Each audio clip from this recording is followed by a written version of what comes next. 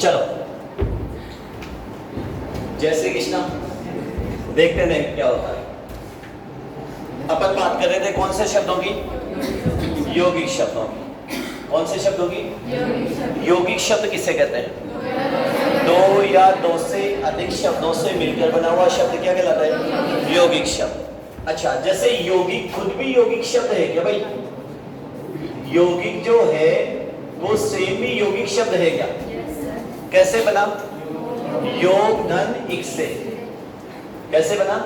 योग धन इक से। अच्छा, जैसे अपन ऐसे कहें, कुछ शब्द और लेते हैं। जैसे अपन ने कहते हैं विजय शब्द, क्या कर दिया? विजय। अब बताओ विजय शब्द भी यौगिक है क्या? विजय शब्द यौगिक है। कैसे बना? वी धन जय से। तो दो या दो से अधिक शब्दों से मिलकर बने हुए शब्द क्या कहलाते हैं? अब ऐसे बताओ मुझे कि हिंदी भाषा में यौगिक शब्दों को रचना की दृष्टि से कितने भागों में बांटा गया? कितने भागों में? कौन कौन से चार भाग थे? हाँ, धीरे धीरे। संधि मूलक यौगिक शब्द, समास मूलक यौगिक शब्द, अच्छा पहले प्रत्यय मूलक यौगिक शब्द, हाँ भलो थारो राम जी महाराज नौकरी लागो, एक उपसर्ग मूलक यौगिक शब्द, और अंतिम प्रत्यय है या प्रत्ययी है? क्योंकि भाषा शिक्षण के कितने सोपान थे? चार। भाषा शिक्षण के कितने सोपान थे? कौन कौन से चार सोपान? सुबोपल्ली। अंग्रेजी में कहते हैं LSRW, listen, speak, read, right. बताया नहीं मैंने आपको? धन्यवाद। अब देखो, मूल जो आधार है वो क्या है भाई? संधि। मूल आधार क्या है? संधि से ही क्या है? संधि से ही क्या है? और संधि से ही क्या है? एक बिंदु और जोड़ा था अपन ने, आपको याद हो तो। लगभग शब्द शुद्धि, लगभग कंप्लीट तो नहीं कर सकते अपन, लगभग शब्द शुद्धि भी जो है वो कहां से जुड़ती है जी? संधि से। लगभग शब्द शुद्धि भी कहां से जुड़ती है? संधि से। नमस्ते भगवती जी। अच्छा, फिर अपन ने संधि को देखा। किसे देखा? अब बताओ संधि किसे कहते हैं? धन्यवाद। जब दो ध्वनियों या वर्णों में क्या हो? जब दो ध्वनियों या वर्णों में, अच्छा सुनो, ध्वनि और वर्ण अपन दोनों क्यों लिख रहे हैं? बोलेंगे भी और, तो जब दो ध्वनियों या वर्णों में पहले तो क्या हो? और मेल से क्या उत्पन्न हो? विकार, बदलाव या परिवर्तन। अच्छा, सबको दिख तो रहा है? कहीं यंत्र बीच में आ रहा हो?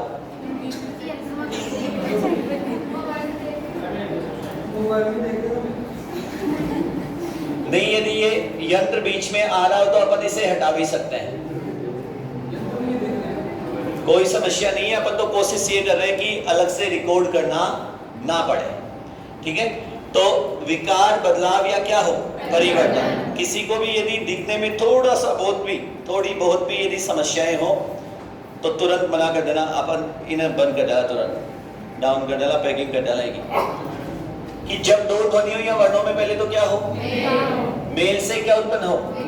विकार, बदलाव या, और सर कितनी जगह हो? कौन कौन सी दो जगह? अरे वाह, उच्चारण में भी हो और लेखन में भी हो। इसे ही क्या कहते हैं? बोलने में भी परिवर्तन हो और लिखने में भी परिवर्तन हो। अच्छा, एक गाना हमने जोड़ा था, कौन सा? मौसम की तरह तुम बदल तो, और जो बदलता है उसी का क्या होता है? इतना तगड़ा दोस्त, जो बदलता है उसी का क्या होता है? बदल जाए स्वर तो कौन सी संधि? स्वर संधि। मतलब दोस्त किसका? बदल जाए व्यंजन तो, और बदलेगा विसर्ग तो जो वर्ण बदल जाए उसी के नाम के आधार पर क्या कह देना? अच्छा, एक चीज अपन यहां छोड़ गए, आपको याद हो तो, संधि में जिन दो ध्वनियों में मेल होता है वे दो ध्वनियां होती कौन सी है? प्रथम शब्द की तो कौन सी ध्वनि? प्रथम शब्द की अंतिम ध्वनि। एक तो प्रथम शब्द की होती है अंतिम ध्वनि, और दूसरी कौन? द्वितीय शब्द की प्रथम ध्वनि। जब प्रथम शब्द की अंतिम ध्वनि और द्वितीय शब्द की प्रथम ध्वनि, उन दोनों में पहले तो क्या हो? मेल। ऐसे ही विकार निकिता जी? अच्छा, नीचे बोल रही है कोई? नीचे बोल रही है, पीछे वाली बोल रही है। हाँ, बावली जी ये बोल। जब दो ध्वनियों या वर्णों में क्या हो? जिन दो ध्वनियों या वर्णों में मेल होगा वे कौन सी होगी? प्रथम शब्द की तो और द्वितीय शब्द की। अब कन्हैया जी, मेल से क्या उत्पन्न हो? विकार, बदलाव या कितनी जगह? कौन कौन सी? इसे ही क्या कहेंगे? यदि परिवर्तन ना हो तो उसे क्या कहेंगे? संयोग। यदि परिवर्तन ना हो तो उसे क्या कहेंगे? और जो बदलता है उसी का क्या होता है? स्वर बदल जाएगा, स्वर संधि। व्यंजन बदल जाएगा, व्यंजन संधि। विसर्ग बदलेगा। एक उदाहरण देखो, हालांकि कल भी अपन ने कुछ उदाहरण लिए थे। अंतिम उदाहरण मुझे याद आ रहा है, अपन ने लिया था दुर्भ्यास। हाँ? अच्छा, प्रत्युपकार, उसे ही देखते हैं। ये देखो कि संधि है या नहीं है, और है तो कौन सी है। इसके लिए एक बात और की थी अपन ने कि वर्ण विच्छेद कर ले। यदि पता ना चले तो, पता ना चले तो क्या कर लें? अच्छा, वर्ण विच्छेद किसे कहते हैं ये बताओ पहले तो। वर्ण विच्छेद किसे कहते हैं? स्वर और व्यंजनों को अलग अलग करना। स्वर और व्यंजनों को अलग अलग करना क्या कहलाता है? अच्छा, यदि किसी व्यंजन से स्वर अलग किया जाता है तो हलन के द्वारा प्रदर्शित हलचीहन बोलते हैं इसे। क्या बोलते हैं जी? हलचीहन। अच्छा, एक बात और, यदि हाँ, सांस ले लो आराम से। अनिवार्य मिला नहीं, ये भी भाषा है। अच्छा, चाय भी, हाँ चलो चाय भी पिला देंगे। और चाय स्त्रीलिंग शब्द दूर रहा करो। और चाय शब्द चीनी भाषा का। चाय शब्द कौन सी भाषा का है? चीनी भाषा का है। ठीक है, अपना पेय पदार्थ नहीं था चाय। हाँ, चीनी, चीनी खुद भी चीनी भाषा का शब्द है। जिस प्रकार से मैंने कभी आपको बताया था कि हिंदी शब्द फारसी भाषा का है। हिंदी शब्द कौन सी भाषा का है? क्योंकि सर्वप्रथम जो व्यापारी आए वो भारत के उत्तर पश्चिमी प्रदेश से होकर आए, और उत्तर पश्चिमी प्रदेश में स्थलीय सीमा थी। भारत से लोग आए थे। से को है कहा जाता है और है को से कहा जाता है, इसलिए सिंधु का नाम पड़ा क्या? हिंदू। सिंधु के आगे जो प्रदेश विशेष रहा जिसे आर्यावर्त कहा गया था, उसे हिंदू, हिंदी, हिंदुस्तान और हिंदी ऐसे शब्दों से अभिभूषित किया गया। उसके बाद में जैसे हर बार परिवर्तन होता है, कालांतर में परिवर्तन हुआ। यहाँ बोली जाने वाली भाषा का नाम हिंदी और इस प्रदेश विशेष का नाम रहा क्या? हिंदुस्तान। ठीक है, तो चीनी खुद भी सर चीनी भाषा का है, और चाय शब्द भी चीनी भाषा का है। अब देखो, एक उदाहरण लिया था अपन ने कि भाई प्रति, धन, उप, प्रति, धन, उपकार। इससे शब्द कल की कक्षा में हमने देखा क्या बना था? प्रत्युपकार। नहीं पता भाई कैसे बना है। अब देखो यहाँ यही देखना है संधि है या और है तो कौन सी है। एक तो गाना याद रखना, कौन सा? मौसम की तरह तुम बदल तो नहीं जाओगे। ठीक है, और एक वर्ण विच्छेद कर लो। एक बात बताओ, प्रे, एक बार बोलिए प्रे। प्रे जब बोलते हैं तो ए का स्वर किसके साथ है? रे के साथ। बोलो प्रे, तो ए का स्वर। महेंद्र जी आया, धन्यवाद, बधाई हो। पे, फिर रे में किसका स्वर है? क्या मैंने आपको बताया रे पदेन कब बनता है? जब रे क्या हो? स्वर सहित। धन्यवाद निकिता जी। क्यों मेहुल जी? रे क्या हो? और इससे पहले क्या है? स्वर रहित व्यंजन आए। कौन से व्यंजन आए? कोई सा भी स्वर रहित व्यंजन आ जाए। अभी देखेंगे दोबारा कि रे स्वर रहित हो, स्वर सहित हो तथा इससे पहले कोई क्या है, स्वर रहित व्यंजन आए, तो रे क्या बनता है, पदेन। अरे ये नहीं बताया होगा तो ये तो बताया होगा कि पदेन वर्ण हमेशा स्वर सहित होते हैं। कल परसों हमने संयुक्त व्यंजन पढ़े, कल परसों ही पढ़े संयुक्त व्यंजन। कौन से व्यंजन संयुक्त व्यंजन कहलाते हैं? जब दो व्यंजनों के योग से, दो व्यंजनों के योग से एक व्यंजन बने तो वो व्यंजन कौन सा? कितने संयुक्त व्यंजनों को मान्यता है? कौन कौन से? चार को याद है, श, त्र, ज्ञ और श। कितने संयुक्त व्यंजनों को मान्यता है? चार को। क्या इनके अलावा कोई संयुक्त व्यंजन लिखा जा सकता है? लिखा तो जा सकता है, लेकिन वर्तनी की दृष्टि से क्या होगा? और यही अपने संयुक्त व्यंजन लिखने के नियम भी देखे थे। कितने पूजा जी? कौन कौन से? मेहुल जी? खड़ी पाई वालों की तो उप वालों का, और सुनो बाकी फिर कन्हैया बता रहे हैं। कन्हैया जी बताओ। धन्यवाद कन्हैया जी। आगे वाले कन्हैया बोल गए कि बाकी के जो वर्ण हैं उनको कैसे लिखेंगे? हलन से लिखेंगे। अब देखो, तो रे पाँव में गिरा है ना भाई, और पाँव में जो वर्ण गिरता है उसे क्या बोलते हैं? पदेन। कौन सा वर्ण? और पदेन वर्ण हमेशा स्वर सहित। तो ए का स्वर किसमें है? फिर तय में किसका स्वर है? ये प्रथम शब्द की क्या गई? क्योंकि संधि में जिन दो ध्वनियों में मेल होता है वे दो ध्वनियां होती कौन सी हैं? प्रथम शब्द की तो, और द्वितीय शब्द की। अब बताओ, प्रथम शब्द की अंतिम ध्वनि, द्वितीय शब्द की प्रथम ध्वनि, और पकार का तेरी उल्लू, और पकार का पकार लिख दो। धन्यवाद। समझ में आना चाहिए। मैंने ऊ को प्रभाव ज्यादा आगो, हाँ, लेकिन वो ऊ को नहीं। अगर ऊ है तो जना वो ऊ दीर्घ है, तो अगर ऊ है तो जना ऊ कहीं है तो आगे तो ऊ कहीं छे, रस्व है कहीं छे। तो कन्हैया जी ठीक है, ऊ को नहीं कहीं छे, ऊ छे। तो प्रथम शब्द की अंतिम ध्वनि तो कहीं आगी भाई, और द्वितीय शब्द की प्रथम ध्वनि कहीं आगी। अब इस शब्द का ही बढ़ गो प्रत्युपकार, या आपको पूरा को वर्ण विच्छेद कर जाओ तो पूरा को कर लो। पे में क्या को स्वर छे? ए को। के में क्या को? आ को। और रे में क्या को स्वर छे? अब इससे शब्द क्या बना है? नहीं पता कैसे बना है। इसका वर्ण विच्छेद कर दो इसके ठीक नीचे। यदि कहीं परिवर्तन हो रहा है तो संधि, परिवर्तन नहीं हो रहा तो संयोग। जो बदलेगा उसी का दोष। स्वर बदल जाएगा स्वर संधि, व्यंजन बदल जाएगा व्यंजन संधि, विसर्ग बदलेगा विसर्ग संधि, और परिवर्तन ना हो तो करो वर्ण विच्छेद। बताओ क्या लिखूं?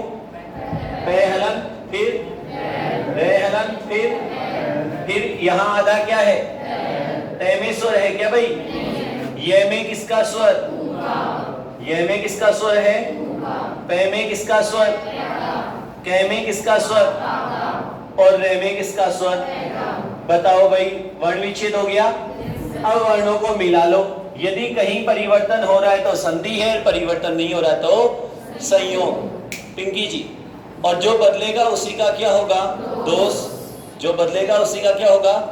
बदल जाएगा स्वर स्वर संधि, बदल जाएगा व्यंजन व्यंजन संधि, बदलेगा विसर्ग।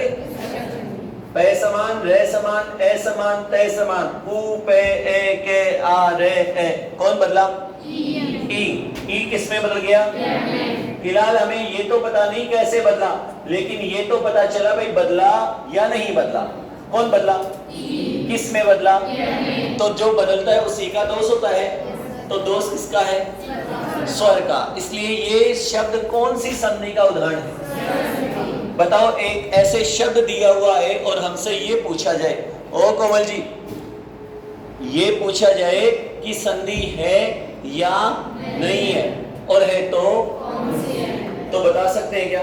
सब कहीं भी समस्या हो तो बता देना। कन्हैया जी बता सकते हैं? अच्छा, मैं आपको एक शब्द दूं, फिर आप वर्ण विच्छेद करके बताओगे? बताओगे?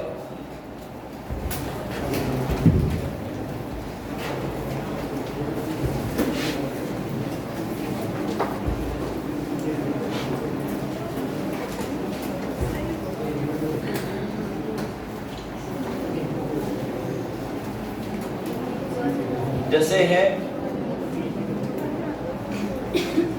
दू है, धन वी, धन और। अरे अरे तोड़ने तो दो, आपका तो पढ़ा हुआ है, जिनका पढ़ा हुआ है वो रहने देना चाहिए। दू है धन वी, धन अव, धन हार, इससे शब्द बना है दुर्व्यवहार। बताना संधि है या नहीं है, और है तो कौन सी है और कितनी जगह है, पता चलेगा वर्ण विच्छेद से। कितनी जगह है जी? 2 जगह, बिल्कुल सही बता रहे। कौन कौन सी 2 जगह है? एक तो विसर्ग बदला किसमें? हलंत्र में, बिल्कुल सही बता रहे मेहुल जी। विसर्ग बदला हलंत्र में। विकास ही कुछ बोल रहे थे। हाँ विकास जी बोलिए। एक ही, फिर वर्ण विच्छेद करो। एक और है, कौन बदला? ई, किस में बदला? ये में। धन्यवाद। जिनको पता चल गया वो रहने दो, चाहे जिनको पता नहीं चला वो वर्ण विच्छेद कर लो। करो, देखा वर्ण विच्छेद। जिनको पता नहीं चला है वो वर्ण विच्छेद कर लो।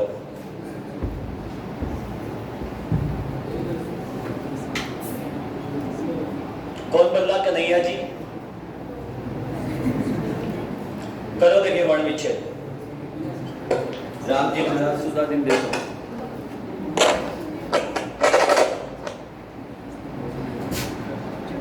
दो है धन वी, धन अव, धन हार, दुर्व्यवहार। करो। नहीं आगो, बढ़िया योग, धन्यवाद। बढ़िया आनो चाहे भाई। हाँ मुस्कुराओ।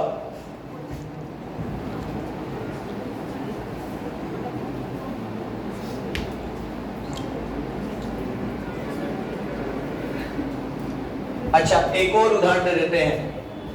एक उदाहरण और दे देते हैं।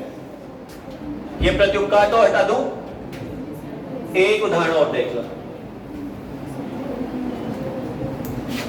प्रति, धन उद, धन मति, और इससे शब्द बनता है प्रत्युत्पन्नमति या प्रत्युन्नमति। ये लो, प्रति, धन उद, धन मति, इससे शब्द बनता है प्रत्युन्नमति। 2 जगह संधि है, एक जगह तो स्वर संधि और एक जगह धन्यवाद विकास। देखो लड़के तो पढ़ते हैं भाई। नीलम जी आपके मित्र सही बता रहे हैं। संधि कितनी जगह? 2 जगह। जिनको समझ में आ गया है वो चाहे रहने देना भाई। एक ही बात है, जो वर्ण बदल जाए उसी का क्या है? दोष। जो बदलेगा उसी का दोष होगा। लड़का बदलेगा लड़के का दोष है, लड़की बदलेगी लड़की का दोष है।